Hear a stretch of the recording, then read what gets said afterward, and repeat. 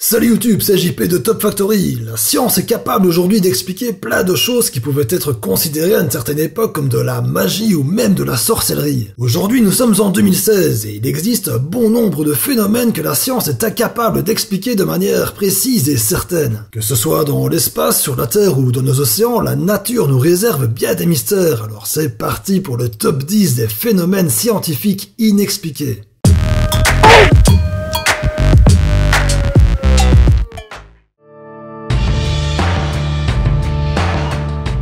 Le bloop est un son de très basse fréquence qui a été détecté à plusieurs reprises en 1997 ou 97 à environ 2000 km des côtes sud-ouest de l'Amérique du Sud par le réseau hydrophone autonome de l'armée américaine qui était mis en place à la base pour la détection de sous-marins soviétiques. Et avant de continuer, voici l'enregistrement du bruit en question.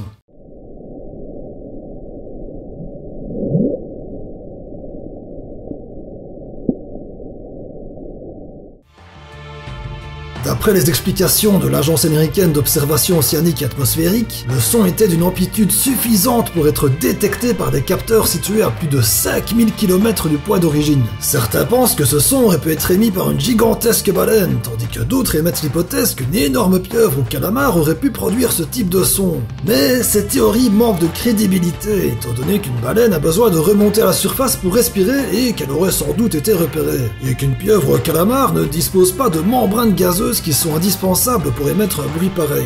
D'autres théories tentent de percer le mystère, tel qu'un rassemblement d'un grand nombre de créatures qui produiraient ensemble une vibration synchronisée, ou encore le fait qu'un iceberg puisse émettre des sons répétés à très basse fréquence. Dans un domaine moins scientifique, les amateurs de science-fiction se sont rapidement mis sur l'affaire et ont noté la proximité de la ville fictive de R'lyeh, de l'œuvre de Lovecraft, l'appel de Cthulhu. En effet, le grand ancien du même nom y était enfermé.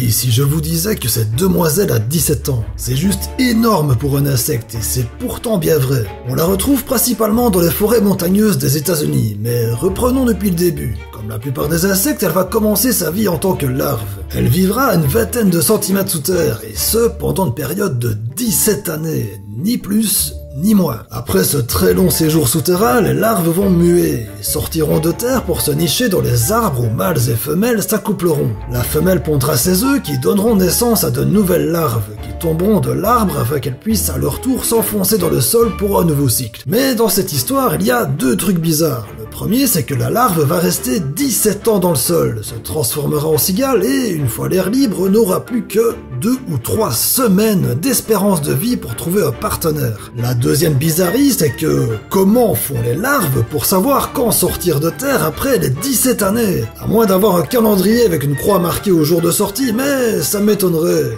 Bref, mystérieux tout ça. L'effet placebo consiste à donner au patient un traitement dont l'efficacité physique est nulle. La personne sera alors convaincue de pouvoir guérir grâce à un faux médicament, une fausse opération ou toute autre forme de simulation de traitement, et puis contre toute attente, le patient guérit. Par contre, on sait que ça marche, mais on ne sait pas trop comment ça fonctionne à part qu'il y a une réelle influence du mental sur l'organisme. Alors il est évident qu'un médecin ne fera pas payer moins cher un patient s'il lui fait subir un traitement placebo. L'efficacité psychologique serait alors nulle et tout serait à reprendre depuis le début. Mais saviez-vous qu'il existe l'effet inverse ? Il s'appelle le nocebo. En gros, c'est subir des dommages d'une source qui n'existe ou ne fonctionne pas. Par exemple, en 2009, des personnes s'étaient plaintes de maux de tête et d'autres troubles suite à l'installation d'une antenne de téléphonie mobile. Sauf que l'antenne n'avait pas encore été mise en service. Moi, je vous dis que la maîtrise de son propre esprit n'est pas encore pour demain.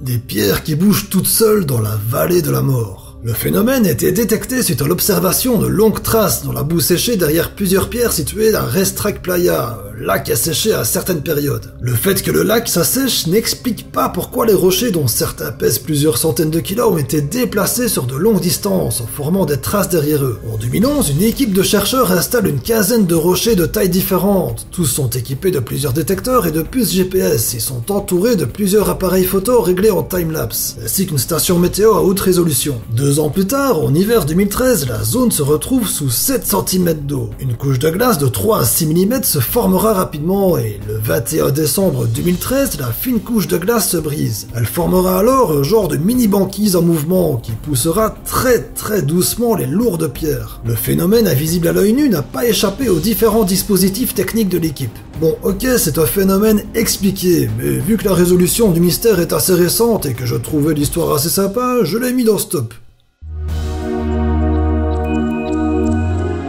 Le papillon monarque est un grand voyageur, d'abord par sa propre taille qui peut atteindre plus de 12 cm et surtout par la longueur de ses migrations pouvant aller jusqu'à 4500 km. À partir du mois d'août, les papillons monarques démarrent par milliers du Canada et du nord des États-Unis pour se diriger vers le sud de la Californie et le Mexique. Arrivés à destination et après une période de reproduction, les voyageurs mourront et une nouvelle génération de papillons prendra leur place et se mettra dans une sorte d'inactivité qui leur permettra de survivre jusqu'au printemps prochain, où ils se réveilleront et prendront la route dans le sens inverse pour rejoindre leur territoire du nord. Contrairement à leurs parents qui ont fait le voyage du nord au sud en une seule traite, le voyage du retour se fera en plusieurs étapes, où plusieurs générations de papillons se succéderont, car il faut savoir que la durée de vie d'un monarque en hiver est de 7 mois, et en été elle n'est plus que de 2 mois, d'où l'obligation de faire des étapes et de procéder aux accouplements. Le voyage se fera donc sur plusieurs générations. Mais ce qui est étrange, ce n'est pas vraiment comment le papillon se repère.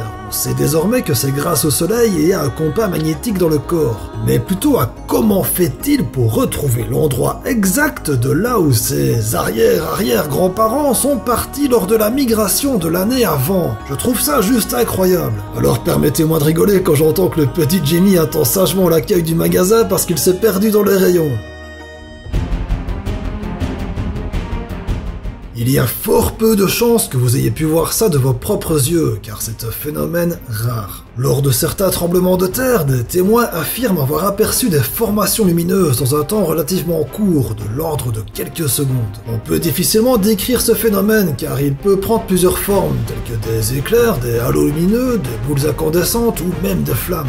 L'origine de ces phénomènes est encore incertaine à l'heure d'aujourd'hui. Selon le physicien Friedemann Freund, des charges électriques contenues dans certains types de roches peuvent être libérées sous le coup de la secousse et conduites via des dikes, qui sont des filons de roches magmatiques partant des profondeurs de la Terre et remontant jusqu'à la surface, ce qui fait de lui un candidat idéal pour créer ce genre de phénomène. Mais cette théorie ne fait pas l'unanimité au sein de la communauté scientifique. Bref, mystère complet jusqu'à nouvel ordre.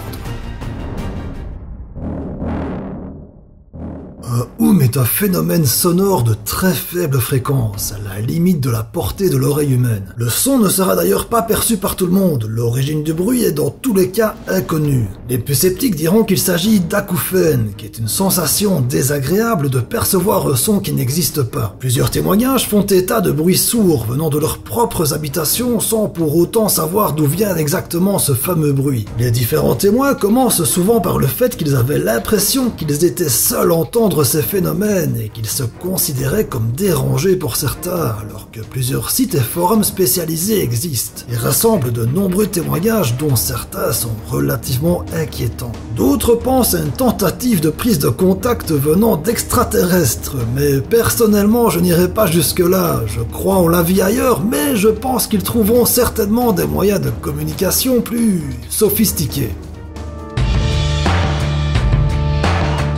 Vous en avez marre du bruit de la ville? Vous cherchez un endroit calme pour vous ressourcer? J'ai la solution idéale pour vous. La Zona del Silencio, en français la zone du silence. C'est en 1930 qu'elle a été découverte par un pilote d'avion mexicain qui a prétendu que sa radio avait étrangement cessé de fonctionner lorsqu'il a survolé la zone qui se situe à environ 700 km de la ville d'El Paso. Tout ce que l'on sait de cette zone est qu'elle bloque de manière magnétique toutes les ondes radio. Par exemple, en 1970-70, une base militaire de la région effectue un exercice de tir de missiles. Ce dernier décolle, arrive dans la zone du silence et là, bim, il stoppe net et se crache. La Zona del Silencio est souvent comparée avec le triangle des Bermudes, étant donné leur similitude au niveau des perturbations magnétiques et surtout qu'ils se situent tous les deux sur le même parallèle, le tropique du Cancer.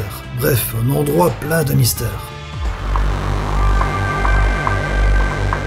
Elles ont été longtemps contestées, et pourtant elles existent vraiment. Les boules de foudre sont un phénomène extrêmement rare, par par lequel une petite sphère lumineuse apparaît parfois lorsqu'il y a un orage. Plusieurs théories existent au sujet de leur formation. Une première se résumerait en une réaction chimique. Qui dit orage dit éclair, qui, lorsqu'il frappe le sol, vaporise le silicium contenu dans ce dernier à certains endroits et le brûlera lentement. Ce dernier aurait une tendance à s'enrouler sur lui-même lorsqu'il brûle jusqu'à créer une forme pouvant donner l'illusion d'une boule. Tandis qu'une autre théorie met en avant qu'une boule de foudre serait remplie de plasma, une sorte d'état physique atteint lorsqu'un gaz subit une chaleur telle que certains électrons seront expulsés hors de leurs atomes.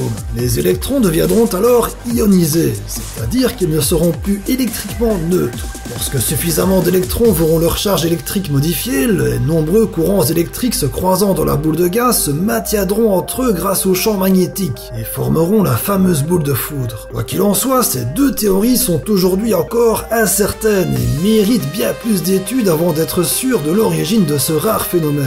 Et on passe au premier de cette sélection. Selon des données récoltées par la sonde WMAP lancée en 2001, toutes les galaxies visibles semblent se diriger vers une même zone de l'univers. Mais malgré les estimations et en pointant nos meilleurs télescopes dans cette direction, il nous est impossible de distinguer quoi que ce soit. Pourquoi ? Il faut voir l'espace comme un océan sur lequel on serait en train de naviguer et sur un océan il y a une ligne d'horizon derrière laquelle il est impossible de voir quoi que ce soit à cause de la forme sphérique de la Terre. Et pour l'univers c'est plus ou moins pareil, sauf que la ligne d'horizon symbolise la limite de l'univers observable, car ce qu'il y a au-delà n'est pas encore visible étant donné que les photons qui forment la lumière visible ne sont pas encore arrivés sur Terre. Parce que même si l'univers part d'un même point selon la théorie du Big Bang, pendant les 13 milliards d'années que l'univers existe, ce dernier n'arrête pas de s'étendre à une vitesse supérieure à celle de la lumière, ce qui implique que de nombreux objets ne seront pas visibles avant un bout de temps. Et c'est justement l'un de ces objets qui fait poser de nombreuses questions à la communauté scientifique. Qu'est-ce qui serait assez grand et puissant pour attirer vers lui des milliers de galaxies ? En attendant de le savoir, on a surnommé ce phénomène intrigant courant noir. Et voilà, cet épisode est terminé les amis. Les résultats du concours ont été publiés sur Twitter. Vous y trouverez également toutes les infos nécessaires pour y participer. En attendant, si vous avez aimé la vidéo, laissez-moi un gros pouce bleu, partagez et abonnez-vous si ce n'est pas encore fait. Moi je vous retrouve vendredi prochain à 19h précise pour un nouvel épisode. Alors en attendant, portez-vous bien. Ciao.